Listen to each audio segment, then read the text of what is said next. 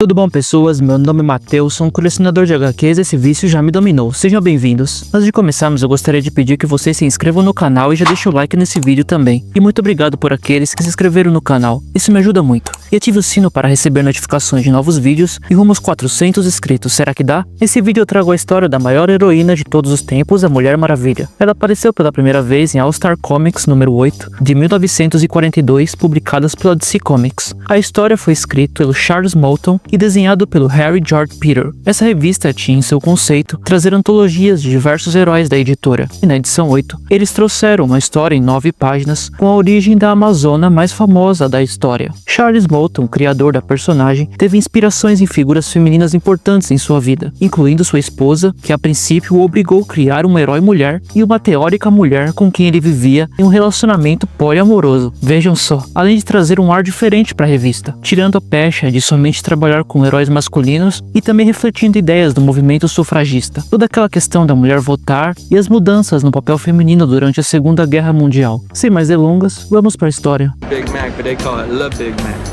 Le Big Mac. Nossa história começa com um avião cabaleando no céu sem gasolina, até que ele cai nas margens de uma ilha situada na vastidão do oceano. Assim que o avião cai na floresta, duas belas moças se aproximam do avião destruído. Uma das mulheres diz que aquilo é um avião e a outra diz que precisam ver se tem alguém ferido. Assim que elas chegam perto do avião, a mulher loira fica chocada ao ver que era um homem na Ilha Paraíso. A morena diz que eles precisam levar o homem ao hospital. Nisso, a mulher carrega o homem no colo como se fosse nada. E atravessando a floresta, ambas as mulheres chegam até uma cidade que parece ter saído da Grécia Antiga. Nisso, vemos que naquela cidade possuíam outras mulheres. Elas se questionam como aquele homem chegou na ilha e pedem que avisem a rainha. A morena, que carrega o homem no colo, leva o homem até o hospital. A morena questiona a médica se o homem ficará bem e se sobreviverá. A médica responde que não sabe e questiona o que a rainha irá fazer com ele. Naquele momento, a rainha, conhecida como Hipólita, entra na sala. As duas mulheres a recebem, a chamando de mãe e rainha. Hipólita diz que ouviu que ali havia um homem e que ela não acreditou, e questiona quem é ele. A médica diz que seu avião caiu na floresta de manhã e que a princesa e Mala o trouxeram até o hospital e que encontrou um papel em seu bolso. Hipólita lê o que estava escrito no papel e descobre que o nome do homem é Steve Trevor, que faz parte do serviço de inteligência do exército dos Estados Unidos. Hipólita diz que não podem deixá-lo morrer, que fiquem de vigia se ele acordar, que mantenham seus olhos cobertos, pois ele não pode descobrir sobre a ilha, e pede que consertem seu avião, pois ele precisa ir embora o mais rápido possível. Dias se passaram. A princesa, filha única de Hipólita, ficou ao lado do homem, o observando. A enfermeira diz que a princesa precisa dormir. No entanto, a princesa diz que não precisa se preocupar com ela. Nisso vemos que a médica foi falar com a rainha. A rainha questiona o que a médica quer, se aconteceu alguma coisa. A médica diz que o homem está bem e que ela quer falar sobre a princesa, que a rainha deveria proibir a princesa de entrar no hospital, pois a princesa está agindo de maneira estranha com um homem. Hipólita, com uma sagacidade impressionante, diz que a princesa está se apaixonando pelo homem e completa dizendo que tomará medidas. Assim que a princesa descobre que não poderá ficar ao lado do homem, ela vai falar com sua mãe. A princesa fala para Hipólita que precisa vê-lo, que ela precisa descobrir de onde ele veio, como chegou ali e por que ele precisa ir embora. Hipólita diz que temia que esse dia chegasse, que teria que satisfazer essa curiosidade.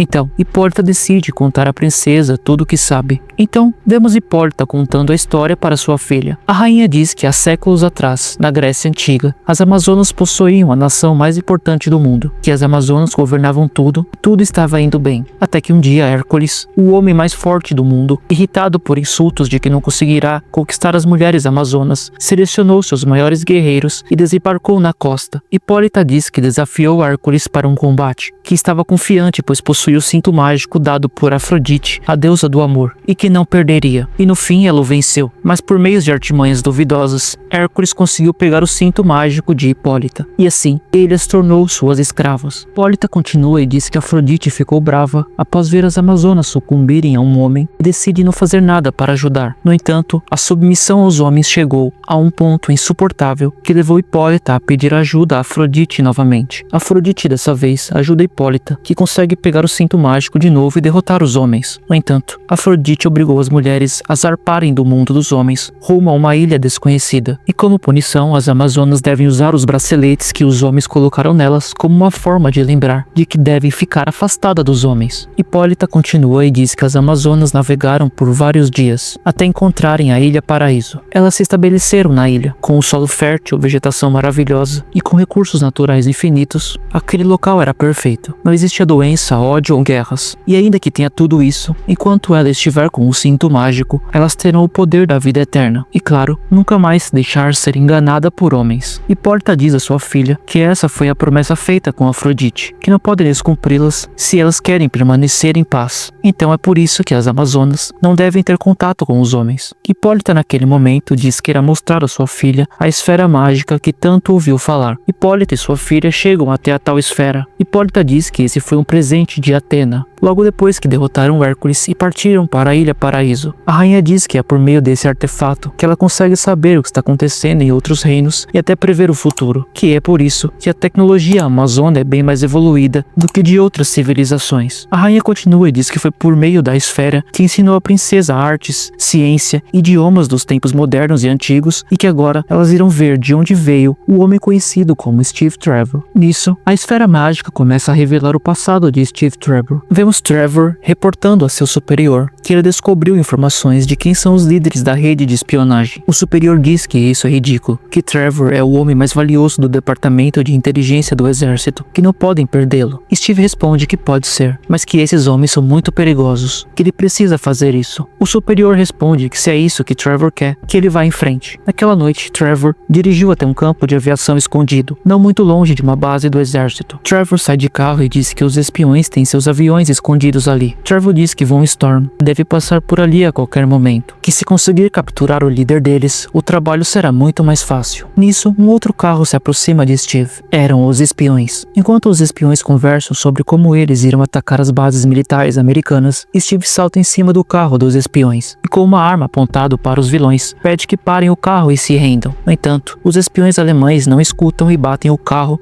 em uma árvore, fazendo Steve ser jogado longe. Enquanto Steve está no chão inconsciente, os espiões dizem que eles pegaram um americano e que ele será útil para seus planos. Assim que Von Storm e seu capanga capturam Steve, eles o levam até o campo de aviação secreto. Von Storm reconhece Trevor e diz que ele é o homem que tem lhes causado tantos problemas, e completa dizendo que ainda bem que eles possuem um avião americano roubado. Von Storm pede para seu capanga Fritz que prepare o avião, que ele quer que o avião esteja no ar e que seja visto pelo aeródromo, que assim que colocarem Trevor no avião, que programe para que o avião solte bombas contra a base americana. Nisso vemos o aeródromo americano. Alguns funcionários apontam que um avião americano está se aproximando de um outro avião dos espiões. Fritz, o pilotando, diz que o avião já está sobre a base. Von Storm ordena que solte as bombas. Assim que a base começa a ser bombardeada, os funcionários gritam se perguntando por que um avião americano está os atacando, enquanto gritam para que se protejam. Dentro do avião, Steve retorna à consciência e se questiona o que está fazendo ali, sobrevoando sua própria base, e percebe que o avião está sendo controlado remotamente por um robô. No avião espião de onde Fritz controlava o avião de Trevor, ele percebe que o avião não está mais obedecendo seus comandos. Steve Trevor, naquele momento, assumiu o controle do avião. Fritz percebe que Trevor assumiu o controle da nave e estava em seu encalço. Fritz, através do rádio da nave, relata o que está acontecendo a Von Storm, que Trevor recuperou a consciência e está virando seu avião contra ele. Von Storm, com raiva, diz que ele não pode deixar que o abatam, pois ninguém pode descobrir sobre seus planos. Fritz tenta abater a nave de Trevor, mas Steve é habilidoso. Steve dispara contra o avião espião. No entanto, o espião consegue desviar das balas. Steve se pergunta quanto tempo ele vai ficar apenas desviando. Horas se passam. Steve se mantém na cola do inimigo por quilômetros de distância em mar aberto. No entanto, a gasolina do avião de Steve acaba, o fazendo cair em uma ilha no meio do nada. Nisso, voltamos para Hipólita e sua filha. Hipólita diz que essa é a história de Steve até chegar na ilha. A princesa, ao ver aquela história, diz que precisam levar o homem de volta ao seu mundo. No entanto, Hipólita diz que levá-lo de volta pode ser um problema, e completa dizendo que terá que consultar as deusas Afrodite e Atena para buscar respostas. Em seus pensamentos, a princesa diz que talvez poderia levá-lo de volta sem sua mãe saber disso. Vemos Hipólita sozinha em uma sala.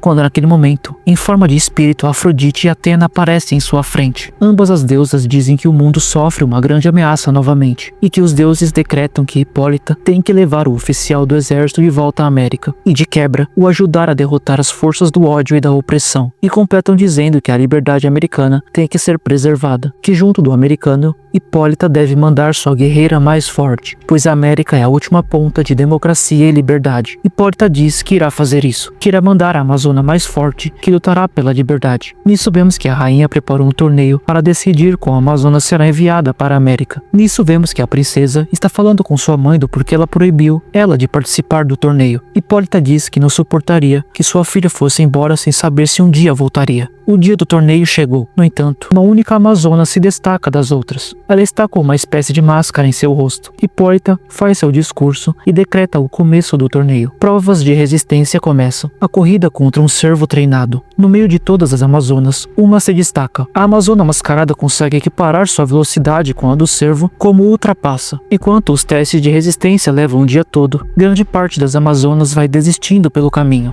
até que sobre apenas duas. Hipólita se levanta de seu trono e diz que as participantes 7 e 12 terão que se preparar para o desafio final com as balas no bracelete. Hipólita diz que elas atirarão 5 vezes uma contra a outra e elas precisarão se defender dos tiros com seus braceletes, e diz que a número 12 começa a disparar. O comando é dado e a amazona 12 começa a disparar contra a amazona mascarada, e mostrando seu reflexo sobre-humano, a amazona mascarada começa a desviar as balas com seu bracelete, ferindo a amazona 12 que está disparando. No fim, a amazona misteriosa acaba vencendo a prova. Hipólita pede que a amazona misteriosa tire sua máscara para ela ver quem é a grande vencedora. Assim que a amazona misteriosa tira a máscara, Hipólita fica surpresa ao descobrir que era sua própria filha. No entanto, não tão surpresa, pois a rainha diz que sempre soube que era sua filha e que agora ela sabe, depois de passar por todos os desafios, que ela é a amazona mais forte, capaz de salvar o mundo. Hipólita diz à sua filha que na América ela será de fato uma Mulher Maravilha, conhecida como Diana, homenagem à deusa da lua, e completa dizendo que criou um traje para que a vencedora pudesse usá-lo quando fosse para a América. Diana olha o traje e diz que ele é lindo, e assim, já vestida com sua roupa, a Mulher Maravilha abandona sua vida eterna para levar o homem que ama de volta à sua terra, terra que ela irá amar e proteger como se fosse sua casa. Essa foi a história de origem da amazona mais famosa do mundo. Cara, aqui tem praticamente toda a lore da Mulher Maravilha que perdura até os dias de hoje, todo o mito da personagem. É interessante como Charles Moulton, ele traz uma nova perspectiva para um herói de quadrinhos e sai do senso comum da origem desses personagens como aliens com poderes ou super tecnologias, e traz o lado mágico / divino, se assim podemos dizer, é um personagem dos quadrinhos, pois no final das contas, as amazonas são semideusas entre humanos. Steve Trevor, um soldado americano, acaba caindo na Ilha Paraíso com seu avião, após ficar sem gasolina por estar perseguindo um espião alemão. Essa ilha era composta por mulheres guerreiras, super fortes, conhecidas como Amazonas. Nisso, temos ali todo o conflito e o choque cultural, se assim podemos dizer, das Amazonas com um homem, em específica a protagonista Diana, tendo contato pela primeira vez com um humano comum. Toda essa questão de uma ilha somente com mulheres guerreiras é bem interessante, o que na época deve ter dado uma pulga atrás da orelha de quem estava lendo, de como essas mulheres foram criadas. Nisso vemos que na Ilha Paraíso possui uma civilização muito parecida com a Grécia Antiga, e que seu sistema era de certo modo uma monarquia, liderada pela rainha Hipólita, mãe de Diana. Com o decorrer do tempo, Diana adquire uma curiosidade sobre aquele homem que começa a se tornar seu amor. O que Hipólita sabia que um dia isso aconteceria, que precisaria contar a Diana o passado das Amazonas de um jeito ou de outro. Vemos que a mitologia grega é a base desse universo, e como esses deuses são introduzidos no universo da DC, como as Amazonas os idolatram e os seguem, e pelo fato de serem tão poderosos em como eles dão os poderes a elas, incluindo a vida eterna, armas super poderosas. Vemos que essas Amazonas possuem todo um conceito de elevar a mulher e de certo modo colocar as mulheres em igualdade com o homem. Veja, estamos falando de 1942. Hoje em dia isso acabou. As mulheres têm todos os direitos que qualquer homem tem. Essa história da Mulher Maravilha tem todo um plano de fundo de Segunda Guerra Mundial. Toda essa questão de liberdade, o papel de uma mulher na Segunda Guerra, a ideia é que a mulher poderia ir bem mais longe e ajudar mais em tempos de conflito como era nos anos 40. O que no final é o que acontece. A Mulher Maravilha veste as cores da bandeira americana para ajudar o país a manter a sua liberdade. A maneira como Harry George Peter desenha as Amazonas, e em específico a Mulher Maravilha, é bem interessante. Ele não as desenha como sendo mulheres frágeis fisicamente, mas sim com um certo músculo sem ser exagerado, não ao ponto de transformarem as mulheres em quase homens, sem tirar a sensualidade feminina. Uma mulher sarada, se assim podemos dizer. Esse foi o vídeo. Fique ligado nos próximos vídeos do canal, deixe um like, se inscreva no canal por favor, ative o sininho para receber novos vídeos e comentem o que acharam dessa história, se gostaram ou não, e se engaje o canal e bebam água.